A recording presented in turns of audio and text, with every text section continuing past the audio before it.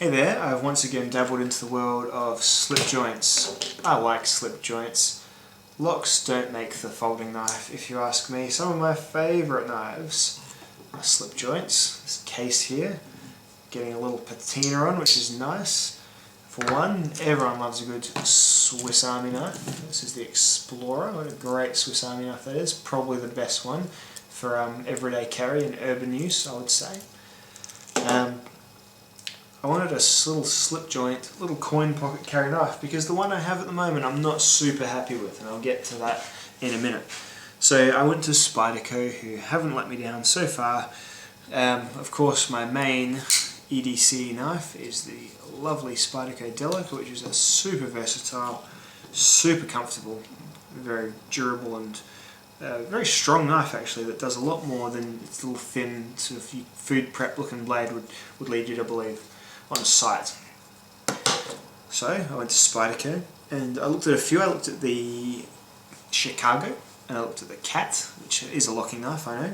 I looked at the Persistence and all those sort of ambitious line of knives, and I looked at the Dragonfly as well, which I know most of those are locking knives. I went for this one for a couple of reasons. I'm curious on the steel and I'm curious on the slip joint. See, to me a locking mechanism isn't essential at all on a folding knife. I don't use folding knives for anything that they're going to need a lock on, really. As long as there's a stout slip joint, which this one is, you wouldn't want it to be rocking away straight away, but this has got a stop, so it's got the safety there and it snaps back in quite well. That is all I need in a folding knife. Locks are fine, I have nothing against locks, but I do love the single step of just close and open. No pushing, no twisting, anything else, it's all good. So what do you get for your money? You get about 46 grams worth of knife, you get a 2-inch cutting blade, and you get let's measure this handle, you get a 3-inch handle, so it's an overall length of 5 inches, that's right, I can math when I want to. You get a FRN handle, which is fiberglass reinforced nylon. Same thing the Spyderco Delica handle is made of, it's just got a different pattern on it. So these two, same handle material, just this one has sort of the fine, you can see it on the camera there, fine cross hatching, whereas the Spyderco has that sort of multi-directional, ultra grippy FRN, which is sort of better suited for a bigger utility type knife. The purpose of this little knife is just pure everyday use. So pure everyday utility use, I would go as far as to saying. So utility use doesn't include food prep. This is too small to prepare food with. You could do it if you were in a pinch, but you'd be lucky if that spanned a stalk of cucumber, let alone a tomato or something like that. So you don't want to be coming at your food from two different angles as you cut it. So purely opening boxes, opening letters. You could do a little bit of fine whittling or woodworking with that great flat ground blade, but just a very subtle, low-key, pocketable knife that does have a very good clip is what I wanted. The steel you get is called N690.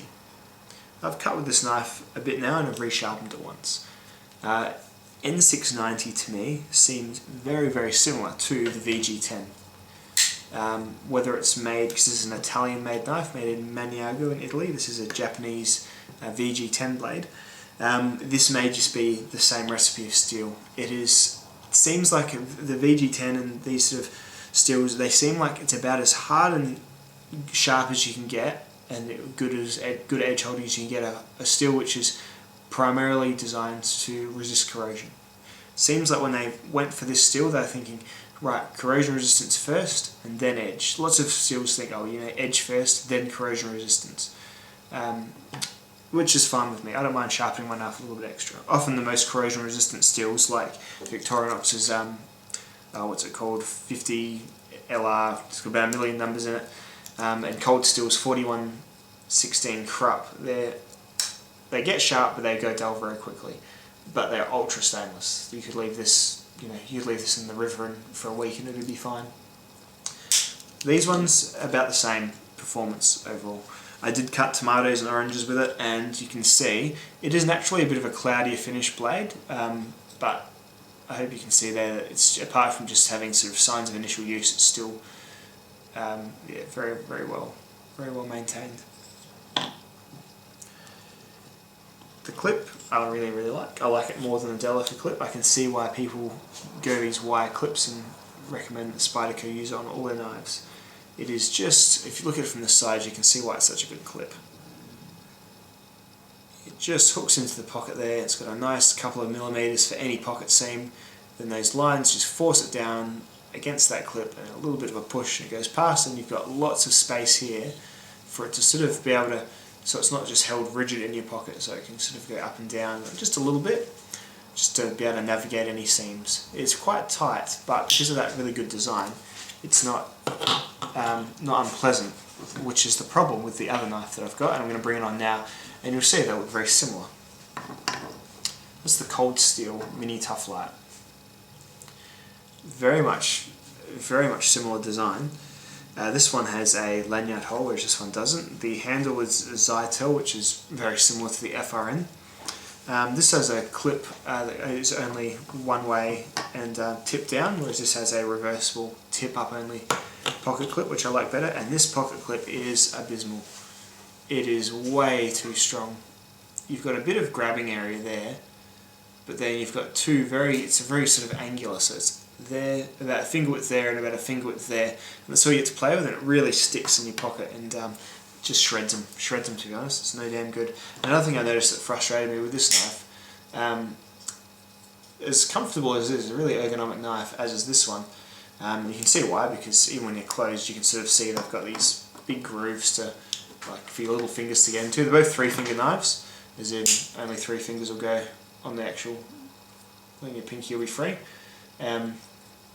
But this one here has the axis lock, which is a really great lock, but just not necessary in such a thick knife, or such a small knife, having such a thick lock. So I found the tasks I was using this for had no need for such a robust lock. As great as a lock as it is, just not necessary. So this little Spyderco opens easier, much easier the spider hole in the thumb than the sort of oval, but it's rather sharp and does sort of cut into your thumb a bit. And I noticed the Oz 8 steel, it rusted on me, and I'm not sure if it's just, I've had to, you can see where that dull spot where I've kind of polished it. I haven't been able to get the grit up as high because I don't own it, but that was all rusted up just from being in a box in my room, and that's weird to me. I thought Oz 8, I know Oz 8 is about a 440C, so it's not as super stainless, but I thought it was more stainless than that, being able to just sit in your room. Should just be able to sit in a dry box full of other tools that haven't all rusted up without rusting, so bit of a bummer there. So I'm not super keen on this Mini Tough Light after a year of use, so there's a little follow-up review for you there as well. So the Spyderco is replacing it. Very comfortable knife, 3 fingers again, fits around my hand rather well. Let's see, get the shot there, so fits around the hand, free pinky again.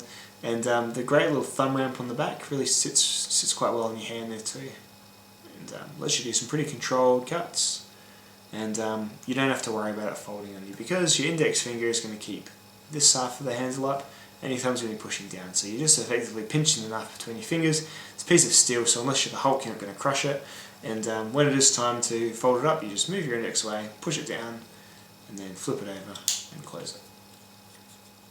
Great little folding pocket knife. You'll pay about $70 for a Spyderco Squeak. You'll pay about $45 to $50 for a Mini Tough Light, but I think the materials and the design are worth the extra $20 if you're after a little coin pocket carry knife. And with that, thank you very much for watching. I'll see you later.